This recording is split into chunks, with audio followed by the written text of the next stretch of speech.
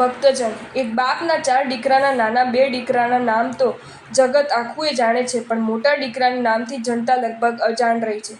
સૌથી મોટો દીકરો લુણિંગ, બીજો માલદેવ, ત્રીજો વસ્તુપાલ અને ચોથો તેજપાલ. શેઠ શ્રી આસરાજ આ 4 સંતાનોને મૂકીને સ્વર્ગવાસ પામ્યા. કર્મોને કોઈની શરમ અડતી નથી.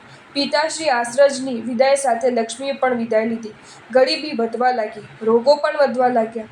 રોગોએ પહેલા લુણિંગને ભરડામાં લીધો. તાવથી શરીર શેકાવા લાગ્યું. બીમારીના બીછાને પોડેલા લુણિંગને સેવામાં ભાઈઓ ખડે પગે ઊભા રહેવા લાગ્યા. જંગલમાંથી વન ઔષધિઓ લાવીને તેને કાઢા બનાવી ભાઈને પીવડાવવા લાગ્યા, પણ કોઈ ઉપાય કારગત ન નીવડ્યો. દિવસો વીતવા લાગ્યા. લુણિંગ ઓગળવા લાગ્યો. એક દિવસ લુણિંગની રક્તવાહિનીઓ કંઈક ધીમી પડવા લાગી. લુણિંગનો જીવનદીપ ઝોલા ખાવા લાગ્યો. ભાઈઓ બધા ભેગા મળ્યા અને લુણિંગને પૂછવા લાગ્યા, મોટા ભાઈ, કંઈ પણ ઈચ્છા હોય તો વ્યક્ત કરો. નિર્ધન સ્થિતિનું અવલોકન કરીને લુણિંગ માત્ર એટલું જ બોલ્યો કે મારે પુણ્યાર્થે 3 લાખ નવકારનો જાપ કરશો. સજલ નયને વસ્તુપાલ બોલ્યા, મોટા ભાઈ, હજુ બીજું કંઈક માંગો. આપના અંતરમાં કંઈક ઘોળાતું લાગે છે. આપ નિસંકોચ જાહેર કરો. શી ઈચ્છા છે આપની? લુણિંગની આંખો બોર જેવડા આંસુથી ઉભરાવા લાગી. વસ્તુપાલ ગળે વળગી પડ્યો અને બોલ્યા, ભઈલા મારા, રડ નહીં. જે કહેવું હોય તે કહી નાખ. તારો ભાઈ મજૂરી કરીને પણ તારી કામના પૂર્ણ કરશે. રૂંધાતા સ્વરે લુણિંગ બોલ્યો, ભાઈ, પિતાજીના સ્વર્ગવાસ પછી આપણે જ્યારે અર્બુદગીરીની યાત્રાએ ગયેલા ત્યારે વિમલ મંત્રીના વિમલ વસઈ નામના મંદિરમાં દર્શન કરતા મેં મનોમન સંકલ્પ કર્યો કે હે પ્રભુ, આવું વિરાટ જિનાલય બાંધવાનું પુણ્ય તો લલાટમાં દેખાતું નથી, પણ મારા નાથ સગવડ થશે તો આ મંદિરમાં નાનકડો ગોખલો કરાવી એક જીનબીમની પ્રતિષ્ઠા કરીશ. પણ લુણિંગ ધ્રુસકે પાટ રડવા લાગ્યો. મુખના શબ્દો હવે આંખમાંથી આંસુ બનીને વહેવા લાગ્યા. વસ્તુપાલ એક પાલમારવાન જ પરિસ્થિતિનો તાક પામી ગયો.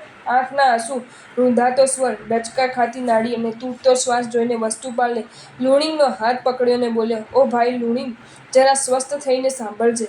આજે ભલે આપણા દિવસ સારા નથી, પણ પ્રભુ પર વિશ્વાસ રાખીને તને વચન આપું છું કે તારા નામથી તારો ભાઈ એક ભવ્ય જિનાલય આબુની ધરતી પર બંધાવશે. પછી ભલે મારે મજૂર થવું પડે, માથે માટીના તગારા ઉચકવા પડે, જે કરવું પડે તે કરીને પણ તારો મનોરથ પૂર્ણ કરીશ. શતપત્ર કમલની જેમ લુણિંગના લોચન પુલકિત બન્યા. તેને હાથ જોડી અને બોલ્યો, ભાઈ, તારી ભાવનાની ભાવભીરી અનુમોદના કરું છું.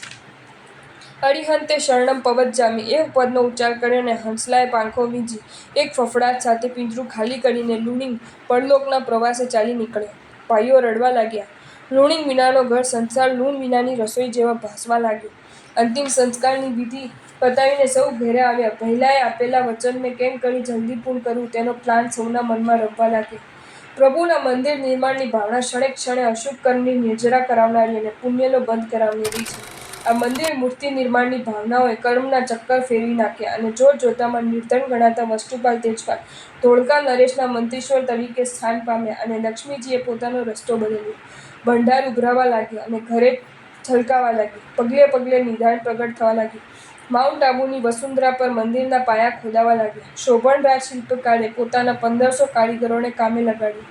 દરેક કારીગર દીઠ એક માણસ સેવા કરનારો તથા એક માણસ દીવો પકડીને ઊભો રહે તેવી વ્યવસ્થા કરવામાં આવી. સતત 3 વર્ષ સુધી દિવસ રાત કામ ચાલ્યું અને અંતે વિક્રમ સંવત 1292માં પોતાના ગુરુદેવશ્રીના વરદ હસ્તે ભગવાન શ્રી ઋષભદેવ સ્વામી આદિ જીનબિંબોની પ્રતિષ્ઠા કરાવી. મંદિર નિર્માણમાં કુલ 12,53,00,000 સોના મોહરનો વ્યય કરી વડીલ બંધુની સ્મૃતિમાં જિનાલયનું નામ રાખ્યું લુણિંગ વસઈ. વર્ષોના વહાણા વાયા તોય આજે એ જિનાલય અડીખમ ઊભું છે. તેની શિલ્પકલાકૃતિઓની ભવ્યતાનો આ દુનિયામાં ક્યાંય જોટો નથી. અજંટા, ઇલોરા કે કોણાર્કના શિલ્પકલા કૃતિઓ જો આબુની યાત્રા કરવા જાય તો શરમાય વિના રહે નહીં. મંત્રીશ્વર શ્રી વસ્તુપાલ અને તેજપાલે પોતાના જીવનકાળ દરમિયાન કુલ 5,000 જિનાલયનું નિર્માણ કરાવ્યું અને 11 લાખ જીનબિંબોની ભરાવ્યા. આવી ભવ્ય ભક્તિ જાણ્યા બાદ પેલી કવિતા ગાવાનું મન થઈ જાય છે કે જનની જન તો ભક્તજન, કા દાતા કા શું, નહીંતર રહેજે વાંચણી, મત ગુમાવીશ નૂર. જો તમને આ વિડીયો ગમ્યો હોય તો આ વિડીયોને લાઇક કરો અને શેર કરો અને આવા જ નવા વિડીયો જોવા માટે જૈન ફેક્ટ્સ એન્ડ સ્ટોરીઝની ચેનલને સબસ્ક્રાઈબ કરો. ધન્યવાદ.